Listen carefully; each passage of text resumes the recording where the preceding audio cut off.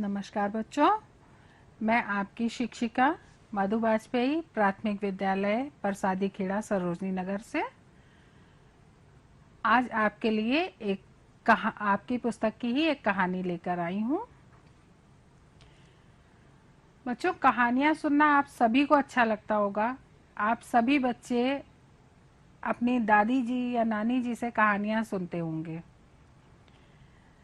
अधिकतर कहानियाँ राजा रानी या पशु पक्षियों से संबंधित होती हैं। हम जो भी कहानियाँ सुनते हैं, बच्चों की कहानियाँ अधिकतर पशु पक्षियों से या राजा रानी की कहानियाँ होती हैं। आज मैं भी आपको एक पक्षी की कहानी सुनाऊंगी, लेकिन उसके पहले आप सभी को एक पहेली के माध्यम से उस पक्षी का नाम बताना होगा बच्चों। तो पहेली ध्यान से सुने। दोस्त हमारा है प्यारा, हरा रंग इसका न्यारा, लाल चोंच सुंदर इसकी, नकल उतारे जिस तिस की। बताइए, ये कौन सा दोस्त है हमारा? समझ गए होंगे आप सभी कि ये हमारा प्यारा सा दोस्त तोता है, जो हरे रंग का होता है और लाल रंग की इसकी चोंच होती है, और ये हम लोगों की बातों की नकल खूब अच्छे से उतारता है। बहुत अच्छे से हमारी बातों की नकल कर लेता है। जिसके घर में तोता पला होगा वो बहुत अच्छे से जानता होगा। तो आज हम अपनी पाठ्य पुस्तक कलरव से एक राजा और एक तोते की कहानी पढ़ेंगे। इस कहानी का शीर्षक है इसमें क्या शक है।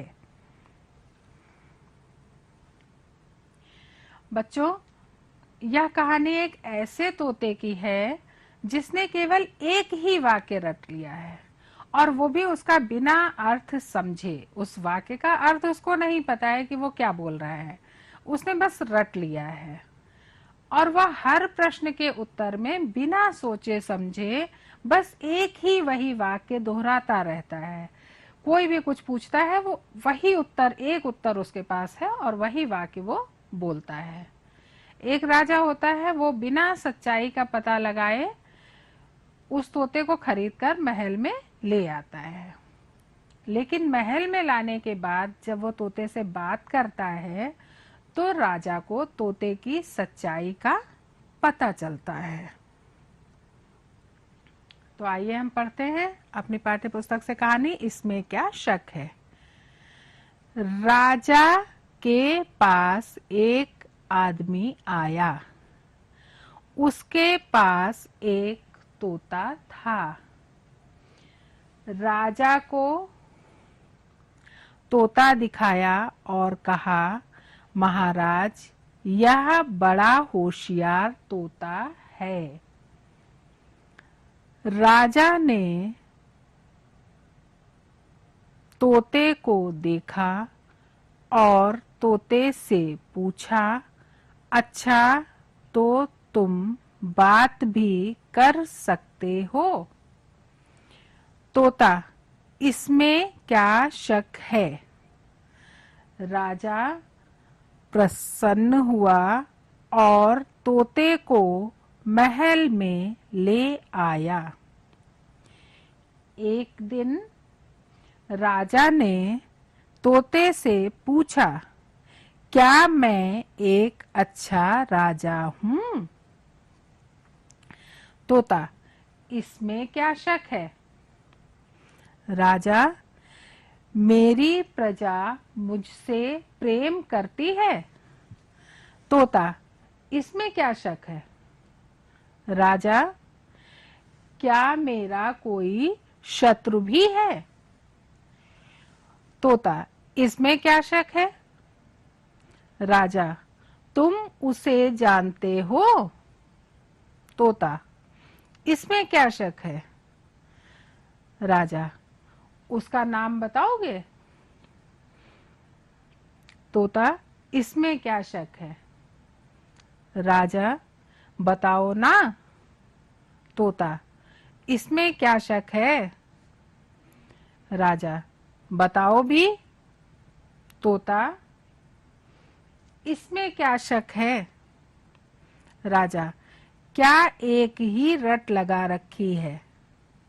तोता, इसमें क्या शक है? राजा, बेवकूफ हो क्या? तोता, इसमें क्या शक है? राजा, तो मैं ही बेवकूफ था जो तुम्हें खरीद कर लाया। तोता, इसमें क्या शक है?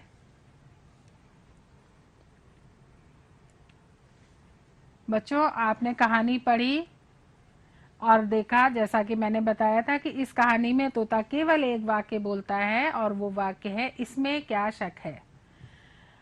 तोते को इस वाक्य का मतलब नहीं पता है, वो इस वाक्य को समझ नहीं रहा है, लेकिन बस बोलता चला जा रहा है, इसमें क्या शक है, इसमें क्या शक है। इस कहानी में कुछ कठिन शब्द आए हैं, जैसे होशियार। होशियार समझते हैं बच्चों? होशियार मतलब बुद्धिमान। होशियार का अर्थ है बुद्धिमान।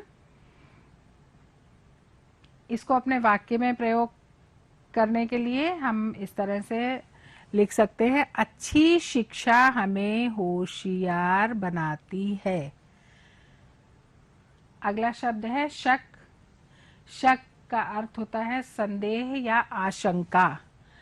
बिना सच्चाई जाने हर किसी पर शक करना गलत होता है। प्रसन्न। प्रसन्न का अर्थ है खुश। बच्चे अपने विद्यालय में बहुत प्रसन्न रहते हैं। प्रजा। प्रजा मतलब होता है राज्य में रहने वाले लोग। जब कोई एक राजा होता है, उस राजा के राज्य में जितने लोग रहते हैं वो सारे उस राजा की प्रजा होते हैं। इसको हम अपने शब्दों में प्रयोग करने के लिए लिख सकते हैं, राजा अपनी प्रजा से पिता के समान प्यार करता था।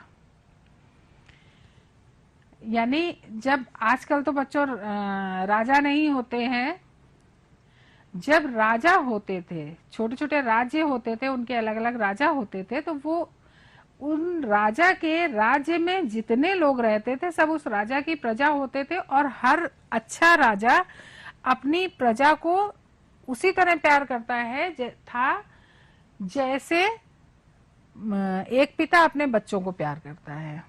अगला शब्द है शत्रु। शत्रु का अर्थ होता है दुश्मन।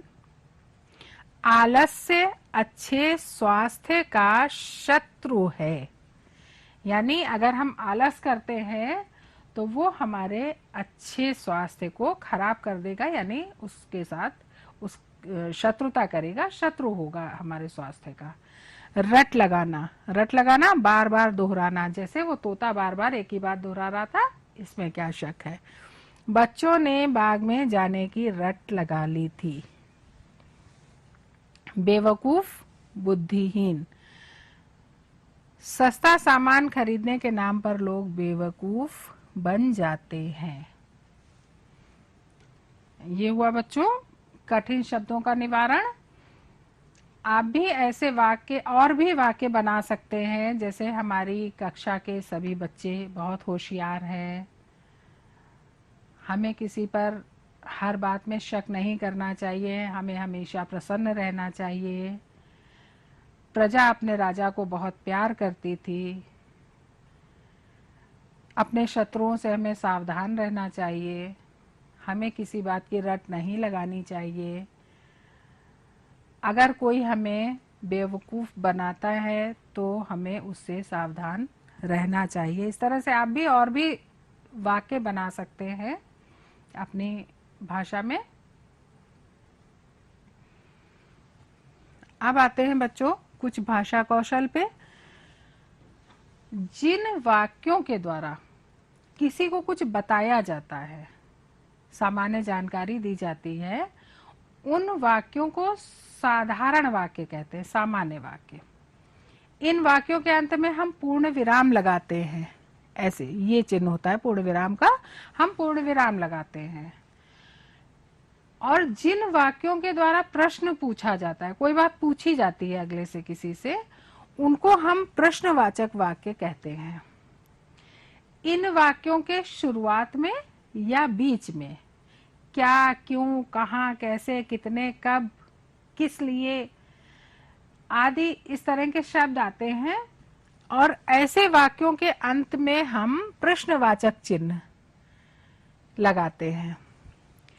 तो आपके सामने कुछ वाक्य हैं जिनमें हमें ये चिन्ह लगाने हैं, इनको विराम चिन्ह कहते हैं संयुक्त रूप से सभी को। तो इनमें हमें ये चिन्ह लगाने हैं। वाक्य को देखिए और पहचानिए कि इस वाक्य में पूर्ण विराम लगना है या प्रश्नवाचक चिन्ह।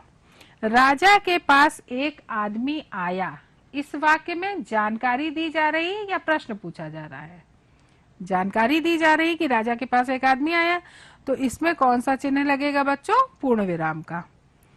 राजा के पास कौन आया, अभी मैंने आपको बताया क्या, कहाँ, कौन, कैसे, तो ये प्रश्नवाचक चिन्ह वाक्य हो जाता है। तो राजा के पास कौन आया, इसमें प्रश्नवाचक चिन्ह लगेगा। तोते ने एक ही रट लगा रखी थी, ये जानकारी दी जा रही है आपको कि तोते ने एक ही रट लगा रखी थी, तो इसमें हम पूर्ण विराम लगाएंगे।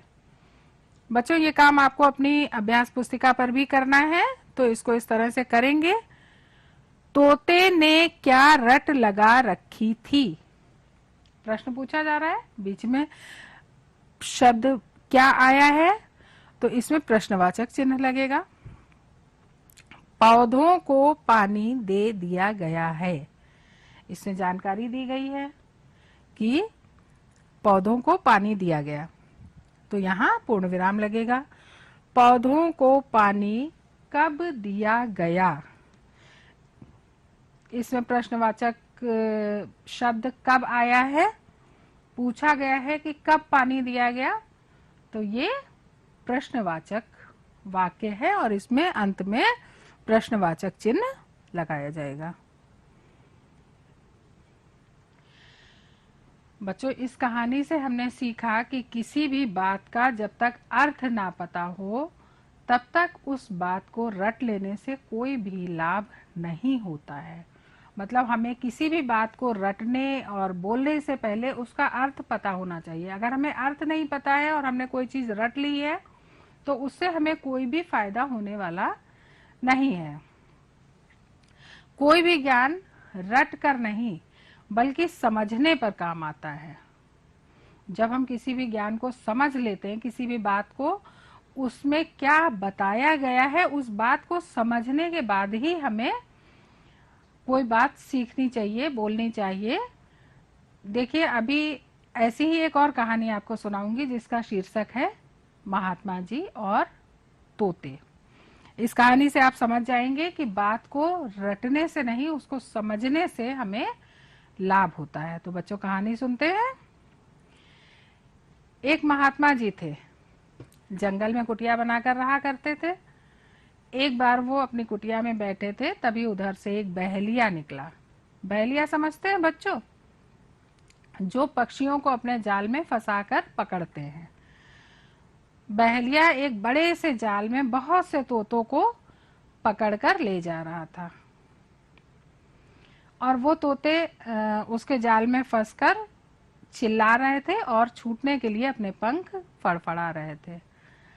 महात्मा जी ने तोतों का शोर सुना, उन्हें उन पर दया आई और उन्होंने सारे तोते उचित मूल्य देकर बहेलिया से छुड़ा लिए। बच्चों ये लोग जो पकड़ते हैं ये बेचते हैं पक्षियों को, तो महात्मा जी ने भी उनका मूल्य दिया जितने का वो बेचना चाह रहा था और उनको छुड़वा लिया। छुड़वा कर उन्होंने अपने आश्रम में उनको पाला और पालने के बाद उनको सिखाया कि उन्हें जाल में नहीं फंसना है। वो रोज सुबह से शाम जब भी उन्हें समय मिलता वो उन तोतों को एक ही बात सिखाते कि बहेलिया आएगा, दाना डालेगा, जाल बिछाएगा, लेकिन हम जाल में नहीं फंसेंगे। बहेलिया आएगा, दाना डालेगा, जाल में बिछाएगा, हम जाल में नहीं फंसेंगे। सारे तोते महात्मा जी के साथ यही बात बोलते, बहेलिया आएगा, दाना डालेगा, जाल बिछाएगा, लेकिन हम जाल में नहीं फंसेंगे। धीरे धीरे करके सारे तोते ये बात सीख गए और दिन रात एक ही रट लगाते, जब भी महात्मा जी को देखते एक ही बात बोलते, बहेलिया आएगा, दाना डालेगा, जाल बिछाएगा, हम जाल में नहीं फंसेंगे। महात्मा जी को लगा कि अब तो तोते सीख गए हैं मेरी बात, और अब जब कभी बहेलिया आएगा तो ये तोते जाल में नहीं फंसेंगे। तो उन्होंने उन सारे तोतों को मुक्त कर दिया और जंगल में छोड़ दिया। उन्होंने सोचा अब ये सुरक्षित हो गए, अब कोई बहेलिया इनको पकड़ नहीं पाएगा। तोते खुश हुए और उड़ गए और जंगल में जाके वो बराबर एक ही बात रटते रहते, बहेलिया आएगा, दाना डालेगा, जाल बिछाएगा, हम जाल में नहीं फंसेंगे। और भी जो तोते थे उस जंगल में वो भी उस बात को सीख गए उन तोतों से सुन सुनकर, और सारे तोते यही बोलने लग गए। फिर एक दिन बहेलिया आया, उसने दाना डाला, जाल बिछाया और बैठ गया, और सारे जंगल के तोते एक ही बात रटते हुए कि बहेलिया आएगा, दाना डालेगा, जाल बिछाएगा, हम जाल में नहीं फंसेंगे, और आकर उस जाल पर बैठ गए और जाल में फंस गए। बहेलिये ने उन सबको उठाया, जाल में बंद किया और फिर लेकर चल दिया उधर ही जहां पहले गया था। महात्मा जी की कुटिया के सामने से वो जाने लगा। महात्मा जी ने फिर शोर सुना कि सारे तोते एक ही बात चिल्ला रहे हैं, बहेलिया आएगा, दाना डालेगा, जाल बिछाएगा, हम जाल में नहीं फंसेंगे, और सारे तोते जाल में फंसे हुए हैं। बच्चों, देखने के बाद महात्मा जी को क्या समझ में आया होगा? आपने क्या सोचा कि तोते वो बात बोलते बोलते जाल में कैसे फंसे? आप समझ रहे होंगे कि तोतों ने सिर्फ वो बात रटी थी, उसका मतलब क्या है, कहने का तात्पर्य क्या था महात्मा जी के, ये कुछ नहीं सोचा और बात को सिर्फ रटा, और रटने के बाद वही बोलते बोलते और जाल में फंस गए। तो बच्चों, हमें किसी भी बात को रटना नहीं है, सीखना है, समझना है। जब तक हम किसी बात को अच्छे से सीखेंगे नहीं, समझेंगे नहीं, तब तक उससे हमें कोई लाभ होने वाला नहीं है। अब आपके लिए प्रश्न है जो कि आपको करने हैं अपनी अभ्यास पुस्तिका में। राजा तोते को महल में क्यों ले आया? आपने कहानी की शुरुआत में पढ़ा था बच्चों कि एक आदमी आया, उसने राजा से कहा कि ये बहुत होशियार तोता है, ये आपसे बात भी कर सकता है। तो राजा को वो तोता बहुत पसंद आया, क्योंकि राजा को तोता अच्छा लगा, तो वो तोते को महल में ले आया। अब बात आती, राजा को तोता क्यों अच्छा लगा? क्योंकि तोता बात कर सकता था। राजा ने देखा तोता बहुत अच्छे से बात कर सकता है, तो उसको लगा कि इसको महल में ले चले, इससे बात करेंगे। एक पक्षी से बात करना अच्छा लगा राजा को, तो राजा को तोता क्योंकि बात कर सकता था इसलिए अच्छा लगा। तोता हर प्रश्न का क्या उत्तर देता था? बच्चों, आपने पूरी कहानी में देखा तोता एक ही उत्तर देता था, इसमें क्या शक है, इसमें क्या शक है। कहानी इसमें क्या शक है से हमें क्या शिक्षा मिलती है? बच्चों, आज हमने दो कहानियां सुनी, एक इसमें क्या शक है और दूसरी महात्मा जी और तोते। इन दोनों कहानियों से हमें एक ही शिक्षा मिलती है कि हमें बिना समझे कोई भी बात नहीं बोलनी चाहिए। हमें कोई भी बात बताई जाती है, उसका जब तक अर्थ नहीं पता है तब तक उस बात को सीख लेने से हमारा कोई लाभ नहीं होता। हमें किसी भी चीज का लाभ तभी मिलता है, किसी भी बात का लाभ, किसी भी शिक्षा का लाभ, जैसे महात्मा जी ने तोतों को शिक्षा दी थी कि बहेलिया आएगा, दाना डालेगा, जाल बिछाएगा, लेकिन हम जाल में नहीं फंसेंगे। ये महात्मा जी ने शिक्षा दी थी तोतों को। लेकिन तोतों ने वो शिक्षा ना ग्रहण करके सिर्फ उस वाक्य को रट लिया था। महात्मा जी के 3 वाक्य कि बहेलिया आएगा, दाना डालेगा, जाल बिछाएगा, लेकिन हमें जाल में नहीं फंसना है, हम जाल में नहीं फंसेंगे। इन चारों वाक्यों को रट लिया था, लेकिन उसका मतलब नहीं समझा था, उसको अपने जीवन में उतारा नहीं था कि हमें जाल में नहीं फंसना है, हमें लालच नहीं करना है, दाने के लिए नहीं दौड़ना है। तो इस कहानी से हमें यही शिक्षा मिलती है कि हमें बिना सोचे समझे कोई भी बात नहीं बोलनी है। जब तक हम किसी बात का अर्थ ना समझ ले, किसी बात का में क्या ज्ञान दिया गया है, उस ज्ञान का हमारे जीवन में क्या महत्व है, जब तक हम ये सब बातें नहीं समझ लेते हैं, तब तक सिर्फ रट लेने से कोई भी बात हमारे लिए उपयोगी नहीं हो सकती है। हम जब तक उस कही गई बात में, उस सिखाई गई बात में, या किसी ने हमको जो सिखाया है, जो शिक्षा दी है, उसमें क्या कहना चाहता है, उसका हमारे जीवन के लिए क्या महत्व है, हम उसको अपने जीवन में किस तरह उतारेंगे, किस तरह उसका लाभ मिलेगा, हमें क्या करना है, ये सारी बातें जब तक हम नहीं सीख लेते हैं, तब तक हमें उस वाक्य को रट लेने मात्र से कोई फायदा होने वाला नहीं है। अब बच्चों, हमारे सामने है गृह कार्य। गृह कार्य जो हमें अपनी पाठ्य पुस्तक से करना है। हमारी पाठ्य पुस्तक की पृष्ठ संख्या 30 पर इस पाठ का अभ्यास कार्य दिया गया है, जो हमें अपनी अभ्यास पुस्तिका में करना है। और जैसा कि मैंने पहले भी आपको, पिछले पाठ में भी आपको बताया था कि यह गृह कार्य करने के लिए हम अपने घर में अपने बड़ों की, अपने मम्मी पापा, बड़े भाई बहन, किसी की भी मदद ले सकते हैं, या फिर हम अपने विद्यालय में अपने शिक्षकों को फोन करके और उनसे मदद ले सकते हैं। तो बच्चों, ये आपका गृह कार्य है जो आपको अभ्यास पुस्तिका में करना है, और इसके लिए आप अपने बड़ों की मदद ले सकते हैं। फिर अगले पाठ में मिलेंगे आपसे। तब तक के लिए नमस्कार बच्चों, धन्यवाद।